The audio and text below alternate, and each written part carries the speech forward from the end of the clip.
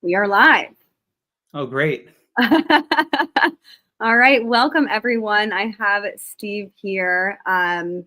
He came across my For You page on TikTok, and I was just completely drawn to the type of spiritual information that he was putting out there. It's very unique, and I think it's much deeper than a lot of these spiritual teachers teach. Although I know you say you're not a spiritual teacher, but I feel like a lot of people on this path are students and teachers kind of simultaneously. Yeah. So I'm really excited to have you on here and chat. I know we had a conversation, what was that, like 2 weeks ago, 3 weeks ago? Yeah, it was, yeah, 2 weeks ago. And so we got kind of into it, and then we were like, we have to stop and like save this for the interview. So I guess, yeah, just start out by saying who you are, and I'd really like to dive into kind of like the very, very beginning of your spiritual awakening and how you kind of figured out that you were on that path. Sure. So to everybody watching, my name is Steve, and I mostly post on TikTok. I've got about 48,000 followers, and so that's where I mostly post my videos. And then I also post on Instagram. Some people don't like TikTok, right? And my YouTube, I'm still figuring that out. So it's kind of messy right now. So I'm not sure what I'm going to do with it. And yeah, I said I'm not a spiritual teacher, but it's kind of sometimes it's like overcomplicating it. Okay, like I am a spiritual teacher. And actually, this is what I love to talk about the most. It's like exciting to me. That's why I do sessions with clients, because it's incredibly enjoyable. So that's why I do this. Yes. Oh my gosh. I know. I love it so much. I know we were talking about, we were FaceTiming the other week about how like we can just go on and on about this stuff for hours. So yeah, tell me a little bit about how your path started, or like how you realized you were kind of, starting like a spiritual awakening. I know it's very different for everyone. Yeah, I'm sure it is. Yeah. Mhm. It's interesting looking back because it took a long time for me to even hear the words awakening and these types of things. And so the very first thing that I started to watch, which I'm sure everybody has heard of, is Abraham Hicks teaching about manifestation, law of attraction. But now looking back, I can now see what I actually was able to learn from that. I liked the idea, like we all do, that we're going to be able to manifest everything that we want. But interestingly, I was more fascinated with, I would use the information now I know for awareness. And so, certain things like she would talk about momentum, how you could be perfectly feeling fine. And then if, let's say, you focus on something very scary, like the news or something, then, she would say it would lower your vibration and you could watch it happen in your body if you gave it enough attention, and the momentum would grow. So it's like you're fine, then you're a little bit worse, and suddenly you are fearful, let's say. And so I actually tested that in a number of ways. And everything that I would learn from them, I would kind of put into practice. But the most important thing was that I was using these things to create more and more awareness of myself. So it's kind of funny to look back that it was so focused on manifestation, when in reality, that was not what was the most interesting for me. It was more the awareness thing. I love that. It's so interesting because it's like, I feel like every time you start to go down this path and you might go in like this direction and then it like pivots you this way. And then you look back and you're like, well, actually, I thought I was getting this out of it, but I'm actually getting this out of it. So I love that because I feel like the biggest part of if you want to call it like an awakening journey, is the insane self-awareness. Yeah. Like that's like simultaneously the best and the worst part. Then, you figure out kind of like why you are the way you are. And then it's like, if it's things that you kind of want to change, you have to kind of dig deep and figure out, okay, well, how do I don't want to say correct those things, but alter them so that it betters your life experience. Mm-hmm. So yeah, that's kind of tough. So what was like your biggest side of your own self? Like what was a big like aha moment for you revolving around your own spiritual like self-awareness? Wow, that's a good question. Like one thing immediately pops to mind, which is so a little bit long, but I'll try to make it quick. So no need. I just talked about Abraham Hicks and how I was using that for awareness. And it was one particular day, it's so clear in my mind that everything she talked about finally clicked, but I could see it. It was in my direct experience. So I had been doing this computer job for this guy. And as I was driving, I was still not very aware of myself and what I was doing and my choices, and even in driving, right? The choices Yeah. that I make. Yeah. So it was funny that on the way, I started to notice, because I had watched probably 60 hours of Abraham Hicks because I was so obsessed, that it finally kind of clicked into place. And then I thought to myself, oh no, I was going to say, as I kept driving to the office, a number of things happened, basically spiraled out of control. So let's say if I was in a rush and I kind of blew through the red light and there was a red light camera, immediately I thought, oh my God, that's like a $300 fine or something. And then as I kept going, so basically I'm making choices that I'm not conscious of. So why would I be rushing? Like, the guy didn't say come in a rush, but I was doing that. And so a few things like that happened. And then I started to see the momentum, and I'm like, oh my God, I was feeling fine. And then this choice made it worse, and this choice. And then that was that was incredible, because it was the first time that I could see it in direct experience. So until you see it directly, it's sort of just information. Okay, this sounds nice. But in that moment, I was like, I cannot believe that if you become more conscious, before you take an action, you stop even for 2 seconds and you think, oh, okay, maybe I shouldn't rush. And then I would have slowed down. I wouldn't have, gone through the red light. And so it's like an endless, you could call it synchronicity if you want, or kind of negative synchronicity. Yeah. So that's one moment. Yeah.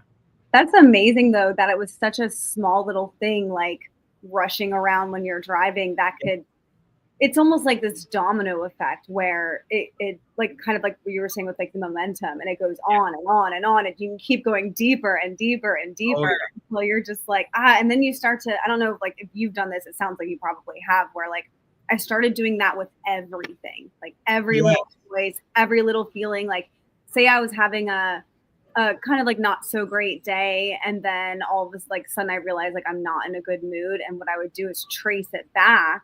Okay, like when did this mood shift, and was there, what could I have done differently so that I wasn't feeling this way? But then it goes into the whole paradox of like, you're not always going to feel good all the time, and that's just part of like the human experience. And I think that's been like a really big frustration of mine with watching all these different spiritual like teachers or whatever you want to call them, where it's like this toxic positivity. Oh yeah, like that drives me crazy. And I know you actually spoke about that in one of your videos, not necessarily toxic positivity, but what's the right word? When you're feeling like high vibration versus low vibration. Oh yeah, that video.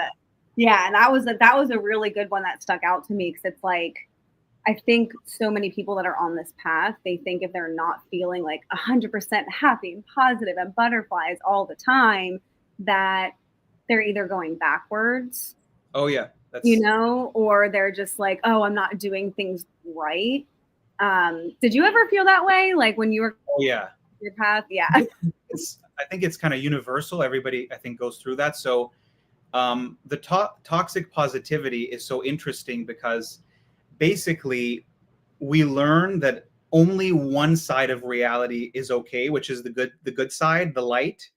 And then we immediately start rejecting the darkness. And I used to say this a long time ago, when you reject darkness, that is darkness. So often we think that we are in the light, and then, but I said this in one of my videos, I think I deleted it, but it was like, the light would never reject the darkness, because light is light. Light would just embrace it. Yeah. And so the act of resisting or not wanting to look at is darkness itself. It's unconsciousness. You don't want to look at it, right? So yeah, but for sure I experienced that. Like those little nuggets, like when I hear like from you or like someone else, I'm just like, that's amazing.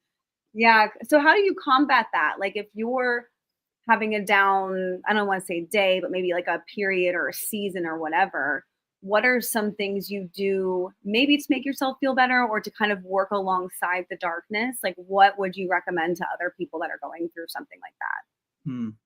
That's a complex question, because it so depends aren't they all? where the person is. So it's like almost like there could be like 20 different answers depending on where the person is. But I think if somebody is open, because it depends. Sometimes when the person is at a stage where they really only want to hear about love and light, which is okay if the person is kind of a little bit stuck in that, there's nothing wrong with that. But if they're a little bit more open and they actually are interested, like, oh, the darkness maybe is not just evil, it's not just bad for no reason. Darkness is literally something that was rejected, and then the rejection, which is a disconnection, is incredibly painful. It's actually like torture. And so you could think of even the idea of a demon. You can, people automatically, they just want to see it as a demon. Oh, it's just evil for no reason. And in reality, a demon would be like the ultimate wounded child, you could say. Or so it's like even a demon is not just evil, or so I think that's an interesting way to put it, I think, because it's like both light and dark are actually sort of one. It's a little Yeah. hard to understand because you think light is, oh, just angels and these things, and then demons are separate. But you could Sorry. almost so yeah, I think it's an interesting. Oh yeah, but your question was like, what would I recommend to people? Yeah, like say, okay, let's go with the obvious right now, the state of the world. Yeah, I know you're in Canada, right? yeah, So obviously we're dealing with different things, but it's all relatively the same within like the collective consciousness. Like with people who are feeling really dark and down and yeah. fearful of everything that's going on right now, like how would you recommend to like deal with it and so they don't continue to spiral and spiral, but so they're not simultaneously like running away from it, hence making Yeah. it worse. So actually, I just thought of something because I'll just share what happened to me. So depending on where you are, it is weird because so let's say that you are kind of a beginner, right, and you're into spirituality. What I literally did, and remember, I didn't know any better. So now I'm talking about it, after years and years. Yeah. I think it was actually that's what it was supposed to happen. So literally when I started to learn about Abraham Hicks, and it was sort of toxic positivity, but it was necessary for a period of time because sometimes because of our trauma and our life, we are kind of drowning in darkness and suffering. And so it's actually okay, especially in the beginning, if you almost actually avoid negativity at all costs for a period of time, right? Because literally you need to stop drowning a little bit. And I think usually what happens, it's not an exact science, but when you do that, that's like sort of the first stage. And when you've had enough kind of positivity and you've Yeah. kind of You like feel a little sick, like okay. stopped watching the news, and you sort of do only things that make you feel good, eventually you have a little bit of a bliss stage, which is when you feel more amazing than you could ever have imagined like it was possible. And then the funny thing is when you experience that, the ego says, "Oh my God, I think it's done. Like the whole journey, I've reached the destination. I'm going to be happy like this forever." And that's only the very, very beginning, right? So I would say that, like, if you're kind of drowning in darkness and suffering, it may be beneficial for, I don't know how long, a few months, to see what happens if you actually purposefully say, "I'm not going to watch this and this and this. I'm not going to do this and that." And then I would watch, for example, literally videos and pictures of Hawaii because it's one of my favorite places, and it's not triggering at all. It's just nature. And I would put on like really nice music, and then I would even kind of test it, and I could literally feel myself feeling better and better and better until I had like tears of joy from literally just doing that. So I Wow. basically proved to myself that it was possible to literally give your attention to something and then change the way you feel. So yeah, for a period of time, and then later on, the hardest part starts, which is all the darkness, right? That you have Yeah. to. The shadow work, the dark night of Yeah, the soul, all that kind of stuff. I actually love that advice because I feel like because we're so indoctrined from like when we were born, we yeah, don't know the difference. We don't know what it feels like to turn off the news or be away from people that feed into our negativity or that are around the victim mindset. And so it's really uncomfortable at first to kind of step away from those things. But I agree with you where there comes a point where you can start to slowly integrate it back. But yeah, then you become so aware of like over time what makes you feel good, what makes you feel bad.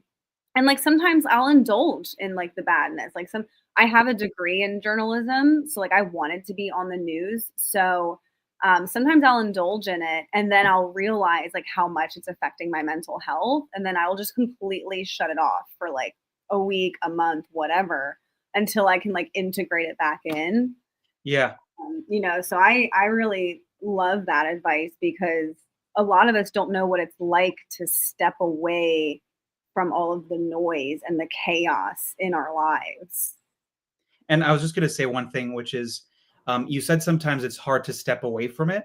And a long time ago, I made certain videos talking about something kind of like this. And people would say things like, if I don't watch this, like an atrocity, I'm literally like being a bad person. And so I have to literally witness this. So Mm. that's an interesting element. A lot of people, I think, feel that way. So it's like if there's a war happening somewhere and I choose to never watch anything about it, I'm a bad person. And it's interesting because once you go deeper and deeper, you realize how much we are all so deeply hurt. And so when you think about that perspective, that you kind of want to watch something that makes you feel bad because you're being a good person, but you're forgetting about yourself.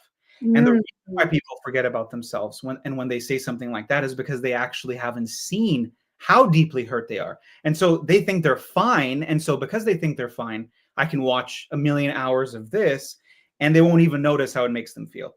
So this whole dynamic exists, right? Yeah, that's so true. I don't know. I feel like for me, at least on my journey, it's been a lot of experimentation. Oh yeah. Like I almost feel like that's all that it is. And Mhm. it's funny because I know when we talked about it before, it's like the more you learn about yourself and all the different layers, not only you, but other people of the world, whatever, it's like the more that you don't know. And Yeah, that's a paradox. Yeah. yeah, and it's like this, I don't know, like for me, it's like this huge thirst for knowledge that Yeah. just is can never be satiated. Like I just always want to know more about whatever topic I'm infatuated by, like in that moment. And I think a part of that too is, have you ever heard of like, are you familiar with mirror neurons? Say that again. Mirror neurons, like in your brain? No, mirror. No, I never heard of that. Oh, you'll love this. So it's like a big thing that I study that I'm interested in. And it's basically like imagine it's snowing, right? And you take a sled at the top of a hill and no one's been down the hill yet. It's just like fresh powder. And you take the sled and you try to go down. It's not really going to be like a quick, smooth ride. Like it's probably going to be a little bumpy. It's going to take a little push to get down. Yeah. Imagine that being like the neurons in your brain firing off. So when we are conditioned to watch the news or feel this way or whatever negative thing we have going on, we've gone down that path so many times that it's a smooth sailing ride and it's comfortable and we're used to Yeah. it. And so then when you try to uh, create new mirror neurons in your brain or neural pathways, it can start to it's like re-putting a new path in, so it's not as smooth, and so Yeah. we tend to go back to the pathway that's more comfortable.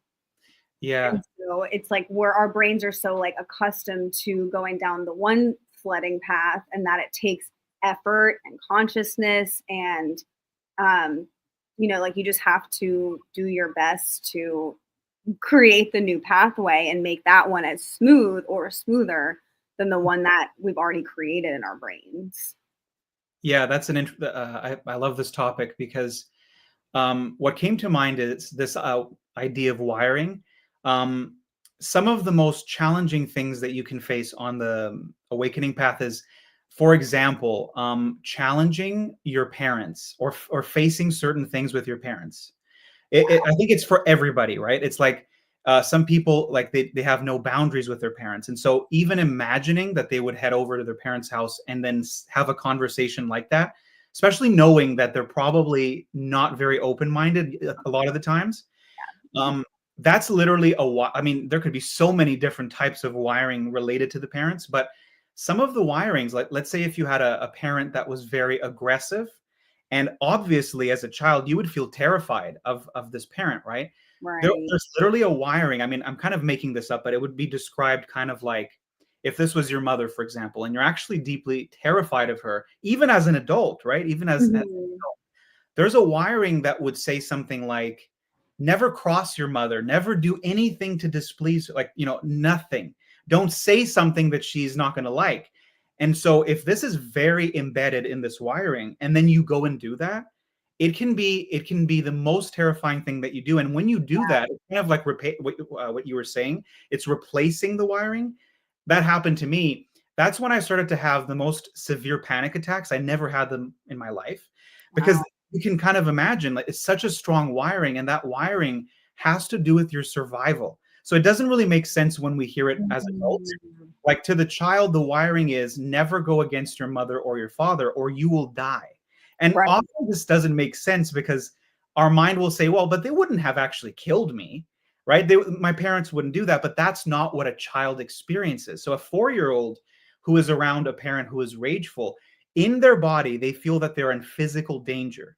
So the terror that is, so if a child experiences that, the terror is part of the wiring, and it's in there.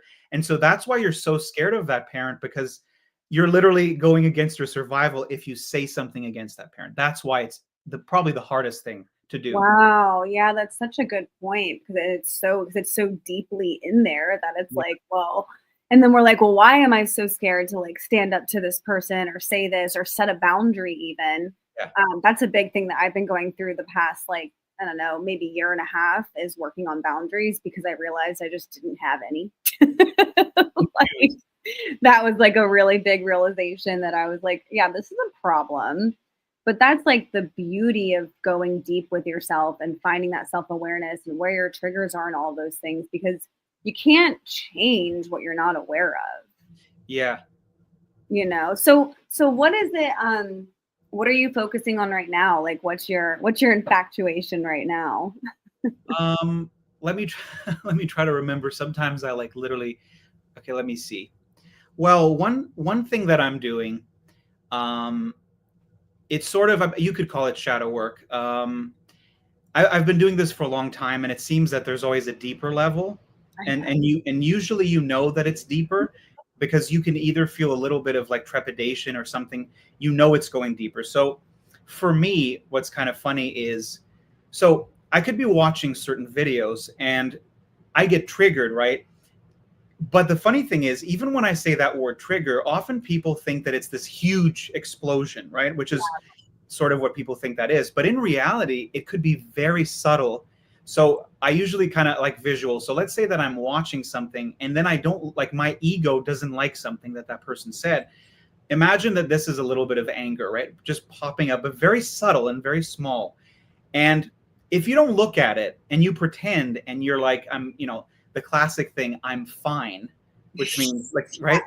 So you don't look at it, you sort of like, you kind of pretend that it's not happening, and then you probably watch the next video, and then that's it. And so what I've been practicing, I've done this for a long time, but now it's like the most extreme. This is a practice of being brutally honest about what's happening in here. Like, there's no more hiding, right? Like, and it's funny, because as you advance or you progress spiritually, something also happens. So it's like, technically, you have the bliss stage, and then you think that it's over when it's just the very beginning. And then there's like a huge amount of darkness. And then after the peak, this is my experience, right? Maybe people have different experiences.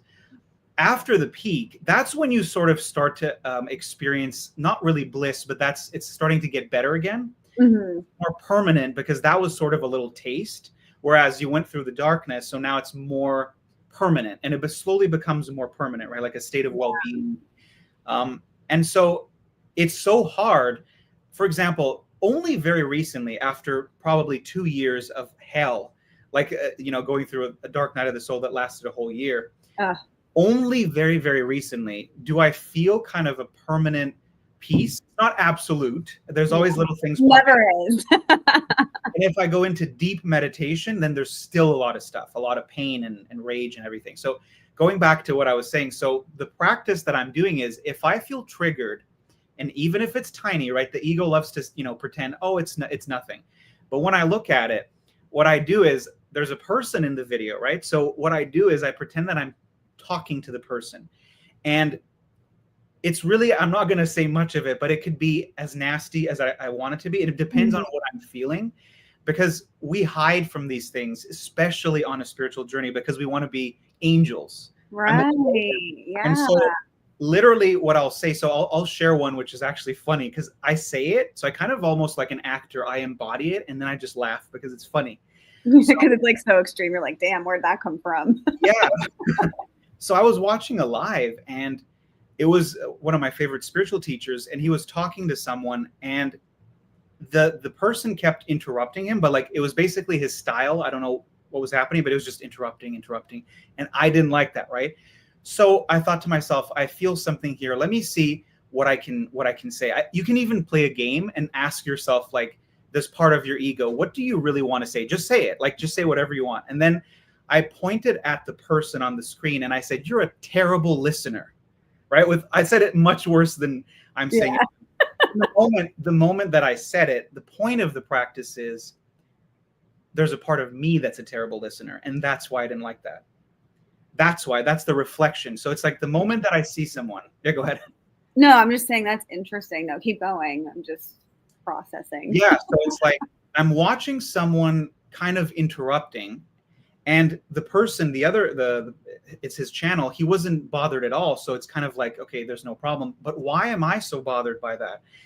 And when I said you're a terrible listener, immediately I remembered how many times I'm speaking and maybe I don't even want the person to, let's say somebody else is saying something, and inside of me is like, I'm waiting for me to talk. So that's a terrible listener. I don't do that all the time. And with more awareness, of course, that's very limited. But that's so every time that you do this kind of practice, but you do it so blatantly that it's so ridiculous that it becomes obvious that the reflection is now just point back at yourself. So you're a terrible listener means I'm a terrible listener. And I don't like to see that part of me that I haven't looked at yet. So that's wow. I'm going to have to try that. So this is actually, I'm glad that you brought that up, because I feel like that's actually something that I struggle, that concept of projection is something that I struggle to really fully grasp. For example, if say there's some, I don't know, someone that goes out and like murders someone else, right? Yeah. And you feel anger and sadness and all of these things towards that person. Yeah. Would you say that that's also like is there a line where it stops being a projection, or is there something to look at in there with something like extreme like that? I love this question. Yeah. Because so it is funny when you go to the extreme, because the mind will say it doesn't make sense. Like if they're a murderer and I'm not, then it's not a projection, but it's not really literal usually. Sometimes it can be very, like I said, you're a terrible listener means I'm a terrible listener. It's like an equal kind of mirroring. But when it comes to that, I've also made videos talking about that, and people really didn't like that because they kind of want to keep believing. This is what's funny. The ego has to divide everything into hierarchy. So good and bad is a big one. And so you have to categorize people as bad so that you can be good. Otherwise, if there is no categories, then you can't hold on to that, right? So that's like sort of the first thing. But then if you want to talk specifically about the murderer aspect and the violence and the cruelty, basically it would take a very deep exploration of your mind, because it's very scary to see this stuff in you. You want to believe that there's nothing in you that could even think of doing something like that, right? Mm-hmm. There's kind of like a difference between having something in your mind or your consciousness and then actually doing it like those people, right? I don't know exactly why. I have found parts like that in myself and worse, and yet I would never harm a fly. So I don't know why some people, it almost seems like they're possessed by that part of their ego. Right. I don't know. But the part of the cruelty and the murder, if you go extremely deep into your rage is connected to powerlessness, right? So when we anger is one of the healthy emotions, and usually when you get angry, especially as a child, you have a very valid reason. So it's like a child felt, let's say they have a sibling, and they felt that the parents were giving the sibling a lot of attention and they felt ignored or abandoned. That is a legitimate reason to have anger. I mean, it's always legitimate pretty much. Right. But, that's like very legitimate. It's like the child can't communicate that, but they're saying, I'm feeling abandoned here, and it's like breaking my heart. So I'm getting angry so that you can. The anger is actually supposed to. It's sort of like this. It's like something wrong is happening, and the anger is kind of like something should be done about it, not in a negative way, but you should communicate. Something should be done to correct this. And Yeah. so when a child, which is the most common thing in the world, when a child gets angry, the parents get angry. It's like, how dare you? I'm the authority, so you don't deserve to even feel anger. That's when you start bottling up the anger, and then anger turns to rage, because that's rage is just like bottled up anger, right? Over, Right. Like compounded. yeah, compounded, yeah. Yeah. So, I forgot what the if you can remind me, sometimes that happens to me. I literally was just thinking the same thing. Like, what did I even ask? Oh, Oh, the murder thing and the projection. yeah. So the rage thing. So let's say that, because it's connected to the murder thing. When you experience that in your childhood, so if you are completely punished and the parents actually become aggressive, so you also feel threatened, that's going to happen hundreds of times, because you're going to be with your parents, right, for at least until you're 18. And so that is a huge amount of anger that is pushed down, like I said, hundreds, maybe thousands of times.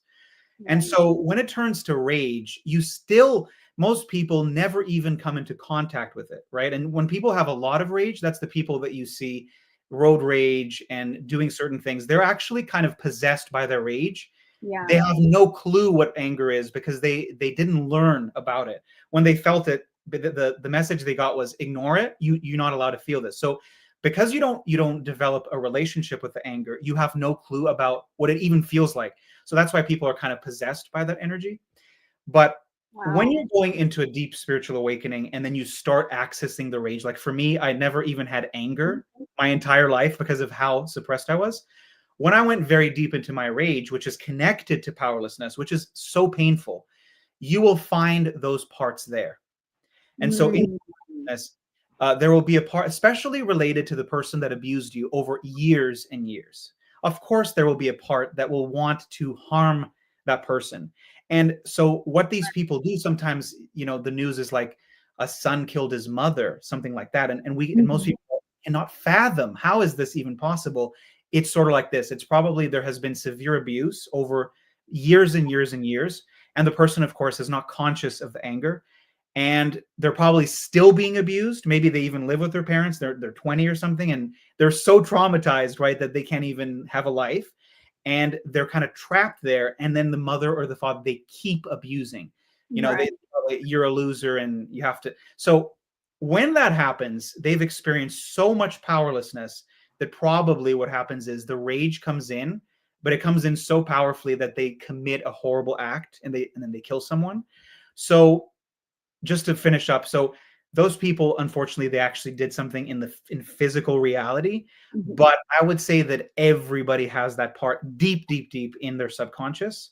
But it's very hard to access it, because first of all, you don't want to find out that there is that in you, because then that destroys your image that you're a good person. And it's scary. It's scary to see that. And and then the thoughts are, I'm evil, I'm bad, I'm a psychopath, all these things. No, Right. deep, deep pain. That's it. Wow. That's so insightful. It's actually something I've been working on personally, like lately. I actually said to my best friend was in town from Florida over the weekend.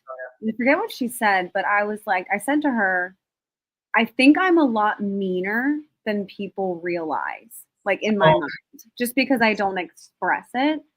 But there's also a part of me that feels very guilty about that. oh, yeah.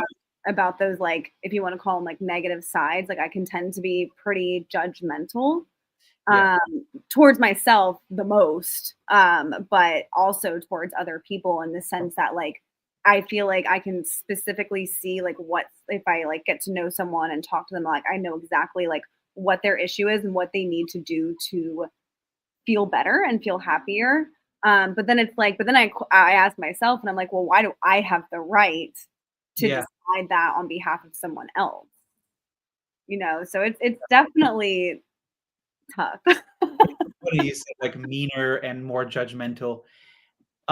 It's funny because on the one hand, these are all parts of the ego, right? It's like I like to describe it sometimes as you know how there's like multiple personality disorder, and then people think Yeah. those people are crazy. That's just an extreme version of what's happening in everybody's mind.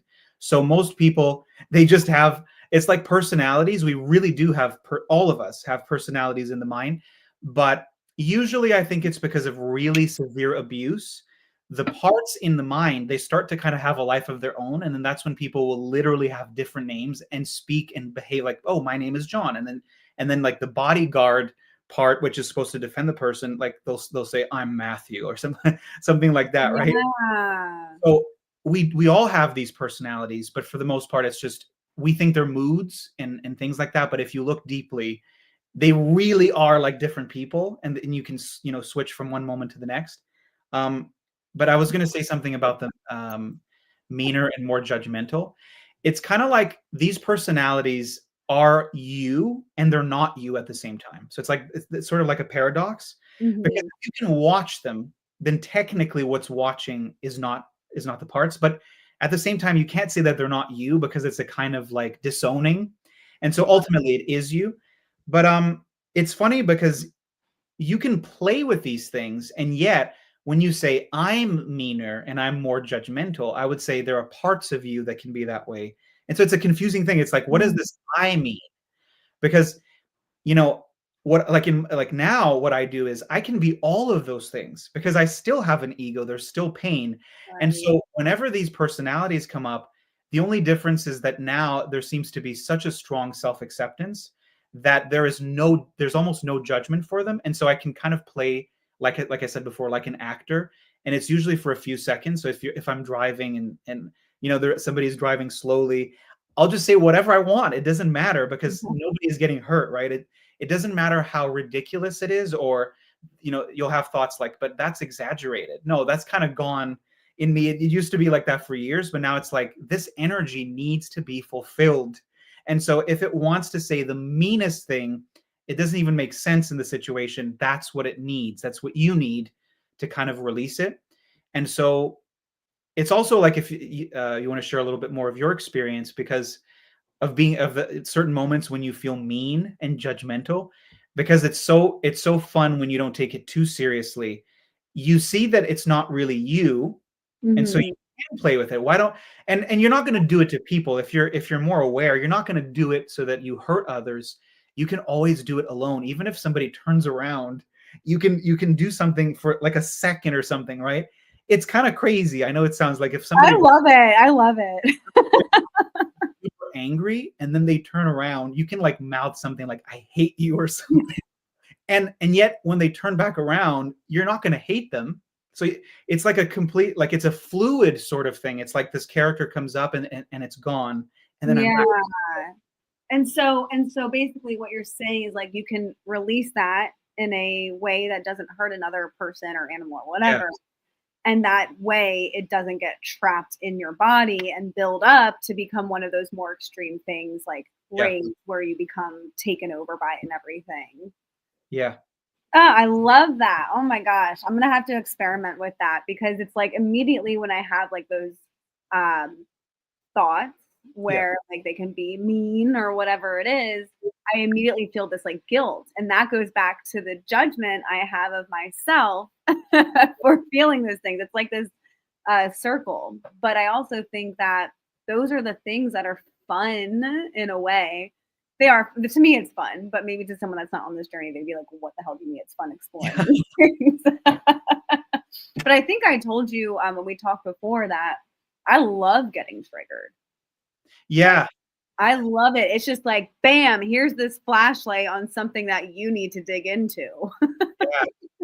It is even interesting to talk about the journey of like first you hate being triggered and then you like being triggered. That's also funny because part of the awakening journey is like the identification with the ego. So when you do have those parts come up, when you're very identified with them, you think they're you.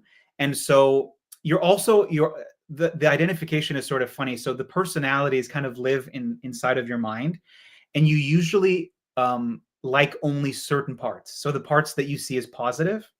And so when the mean one comes and the judgmental one comes, you almost think that that's not you. And Mhm. that's why usually there's suppression and I'm going to ignore it. But yeah, again, I forgot. So I don't get it because you get like so like engulfed like in the conversation, and it's like yeah, shit. What were we even talking about? yeah. This happens to me all the time too. Like just in my mind, like my mind will like Oh go yeah. off, and then I'm like, wait, where did this come from? But it's fun to explore those things, and I think that we were talking about how like we like being triggered. Oh yeah. Because that was one of the things that like captured my attention about your videos was I forget what the video was specifically. Oh, it was manifestation being an ego trap in itself, Yeah. and it triggered me. And then I was like, I like listened to your whole video, and I was like, damn, that's such an interesting point that I never even considered before. And so then I went down like a rabbit hole in your videos because I'm just like, this is so good. Because let's talk about that a little bit. Because obviously, manifestation, how you got started on your journey, I think it's like a step everyone goes through Yeah. on the journey. And there is still a part of me that like I find it very fascinating, especially with the sense that it is kind of linked to science in a way. Yeah. And so yeah, I want you to talk about that. Like tell me a little bit more about your opinion on manifestation, especially because you were slash I don't know if you still are like such a big Abraham Hicks fan. Well, I definitely feel grateful for, her name is Esther Hicks. Yeah. Um, but okay, so let's see how I can talk about this. It it's hard because it sounds like if you just say, "Oh, it's fake," and I'm not really saying that either. But one thing that I can say is, if you think about, I'm not even talking about manifestation like cars and houses and things like that, because like this moment is a manifestation, right? Anything is a manifestation. So Right. if you think about how there are people who go through so much suffering in their life and they actually never awaken, no matter how hard their life is, often they become bitter and blame everyone. And that's it. That's all that happens to them. Like it's not wrong, but it's a painful life, right? Yeah. And so imagine how that person never got to experience the awakening while they were alive. And then why do you and certain people? That's a sort of mystery of manifestation, if you want to call it, because why? So the only thing that I'll say about manifestation is the only reason I don't talk about it is because deep into my journey, I realized that I don't even know how to talk about it. It could be true. It could be destiny. It could be God's will. I don't know why some people manifest and others don't. But the funny thing is on my journey, the fact that I could never manifest anything like on such a extreme level, meant that I had to keep facing my pain like nonstop. Because imagine nothing comes, right? Mm. When you when basically nothing that the ego wants ever comes, and you are a total failure to society and the world, and then it never comes, you have to keep facing the pain, right? And so some people, they are so fresh into their spiritual awakening journey, you can tell by the things that they're saying.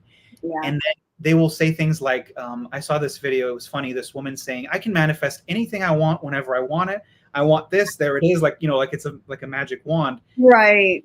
What I would say about that is that people that talk like that, they're suggesting that they somehow have a power, and they're using that power, and others haven't gotten there yet, or they don't know how to use the power. But the funny thing is, in my perspective, it would be more like it was always meant for that to happen to them, and it's actually part of how they will explore their suffering. You see, people think that manifesting everything that you want, it's a funny thing. It's how the ego thinks, right?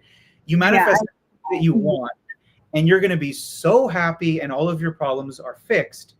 But that's a fantasy, because when you all of the pain is inside, and so when you get everything you want, at first I'm sure it feels like a dream, right? Everything, the person, the car, but then what's going to start to come up is the pain that you haven't looked at, and it doesn't matter how rich you are.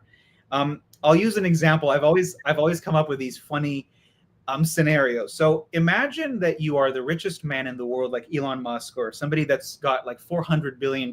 Like it's almost infinite, right? Yeah. But you don't want to look at your pain. You don't want to look at your childhood wounds. You think that your relationship with your parents is fine, even though it's like completely just out of whack, and there's a million things not being looked at. And then now you have a wife, and so the scenario was, imagine that this billionaire is going to fly on his jet, and so he gets to the airport, and everything always seems to go his way because he waves the magic wand called money. Right. Everything, just everybody does what he wants, and he buys a $500 million yacht, and you can land a helicopter on it. So he gets to his plane, and something has happened to the pilot. So it's like maybe he got sick or something. And so this man starts to become enraged. How dare this happen to me, because I get everything I want always, right? So even if he could fix it with money, he could charter another jet, he could do whatever he wants. In that moment, you're seeing how this person is actually a prisoner. And they seem to have all the freedom. And then I just gave other little scenarios. He lands on his yacht, and then his favorite food is not there. Like there's a banquet of food that the chefs have created, but there's one thing missing. And again, he's in a rage, and he ignores his children, and on and on. He goes to buy something on the internet because he feels bad. He doesn't want to feel it. So he goes and buys another car. So it's an endless escape. And so when you can see it that way, the person is a constant prisoner, and they're using money and status all the time. It's actually a very painful life, because you're always trying to push down the pain all the time. You wake up and you're unhappy. I'm going to buy something else. I'm going to do this.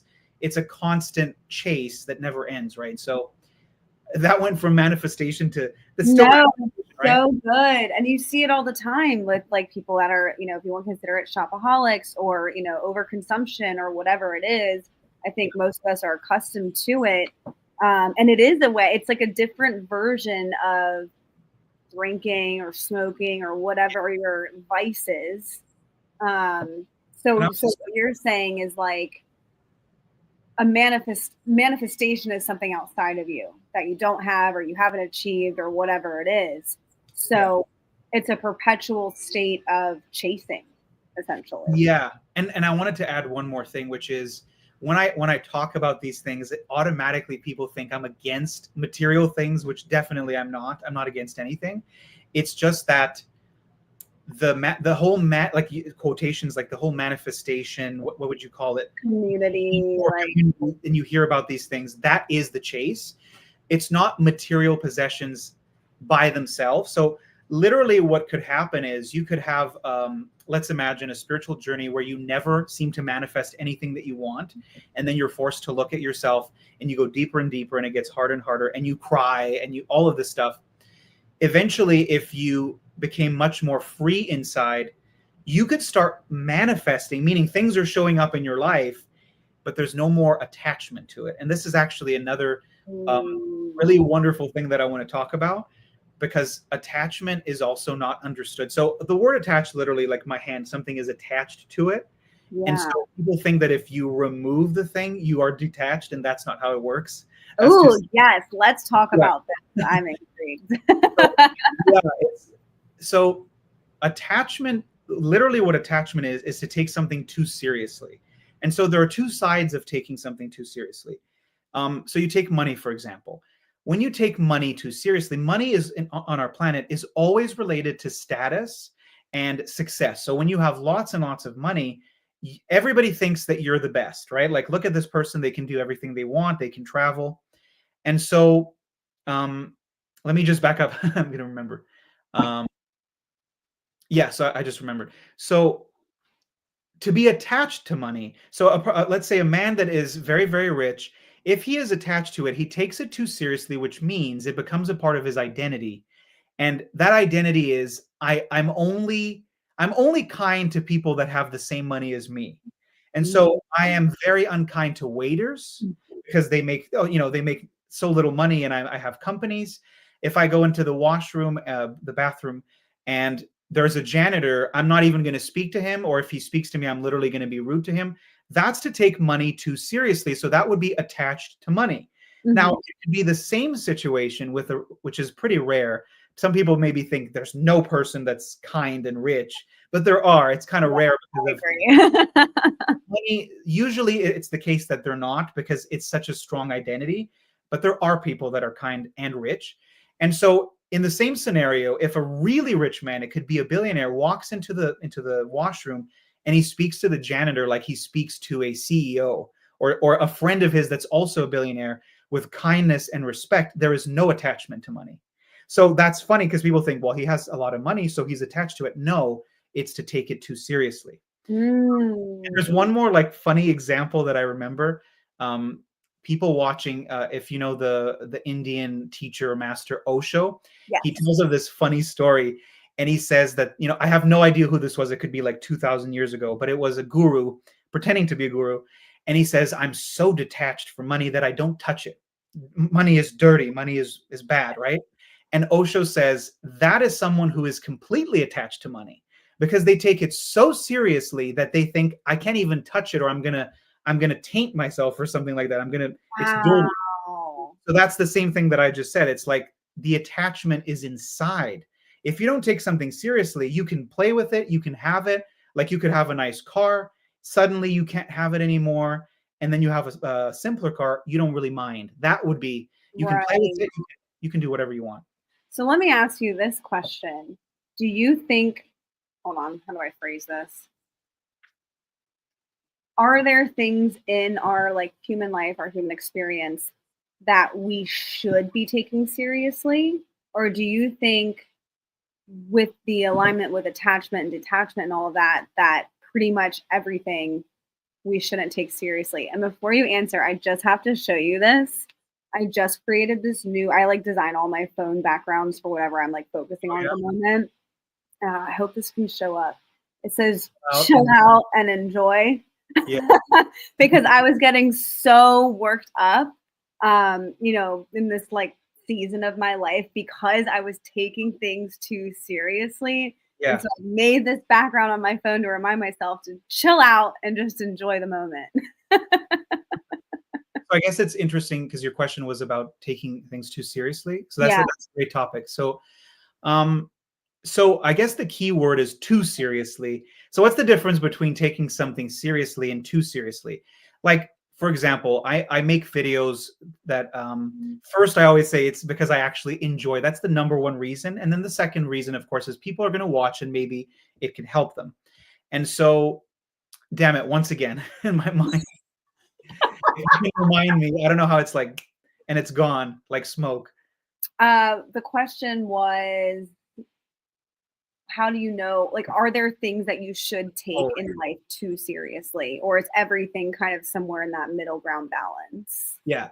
So I was just giving the example. So if I took what I do too seriously and I play the role of spiritual teacher, to take it too seriously is things like I'm a savior, right? The savior complex. I have to make these videos, otherwise people will be lost. That is an example of the Mm, like in the so ego. good. And so it's like somebody could be afraid that if they don't post for a week, people are like in turmoil because they're not posting. And so Yeah. another way that I could take it too seriously is to think that I think I talked to you about this, that it's my mission, which is another thing, which is a spiritual ego. I've come down to the earth with a spiritual mission, and so I have to do this. And so I've looked at that, and I've been able to see that those are lies. And so I went back to that thing, which is I just do this because I enjoy it. And so that's sort of the difference between. But what does it mean to take it seriously, right? I'm not taking it too seriously. I'm not getting completely lost in my ego with that. But to take it seriously means I'm not trying to pretend. I'm not sharing information like trying to screw people up or confuse them. So it's coming from a very genuine place. So that's taking it seriously. But I think the word too seriously, it's when you get a little bit lost in the ego and you're not able to see that you're kind of believing the identity. So yeah, but there's also another angle. I'm not sure like what example. Maybe you have an example of taking like life too seriously. Like you said, you were like you made that wallpaper. So if you want to share, like what were you taking too seriously? Yeah, so I don't know. I think I told you this, but my like regular day job is I work as a real estate investor for a company. Yeah. So I source all my own deals. I buy properties for us to like flip and hold as rentals and stuff.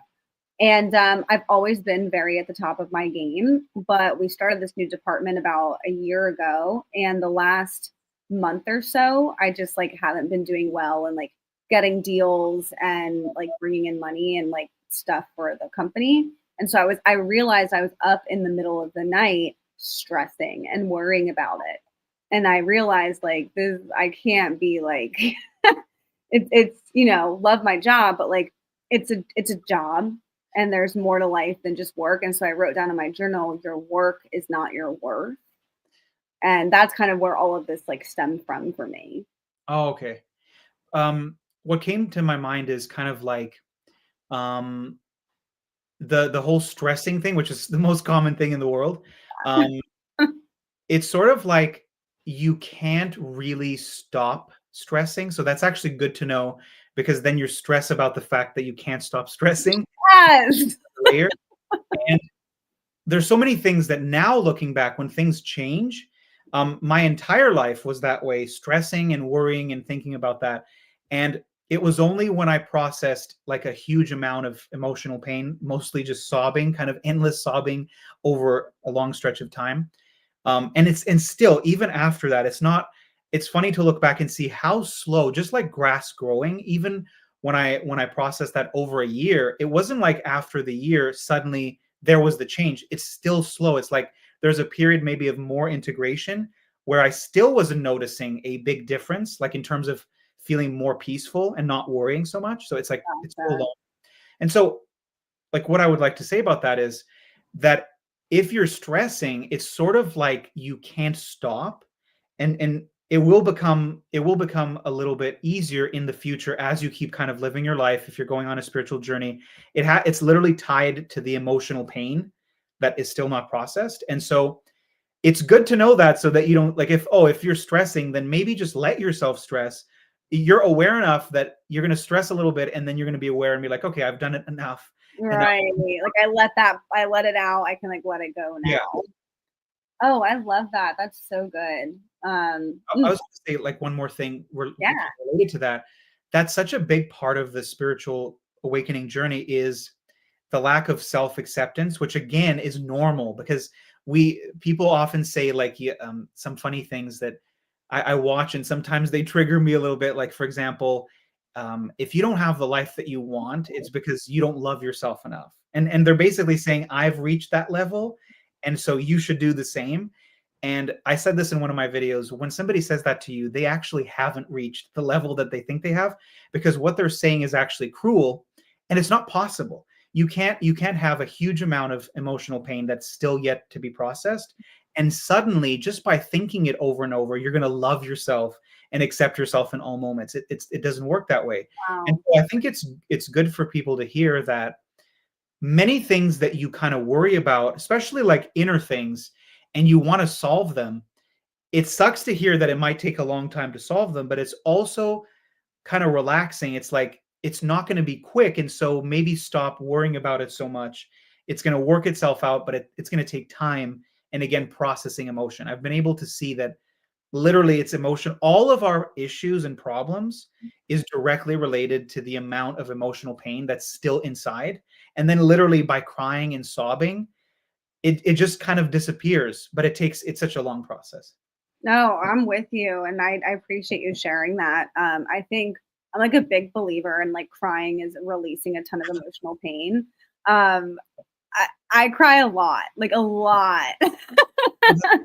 But you notice that like after you're done, whether it's like a small cry or a big cry, like you do feel this sense of, I don't know if renewal is the right word, Yeah. but you feel a sense of release. And so, and this is something I think about like particularly with men, because we're socialized differently growing up, and men are taught to like stuff down your emotions, be a man, don't cry, what are you, a little, what, all the things, right?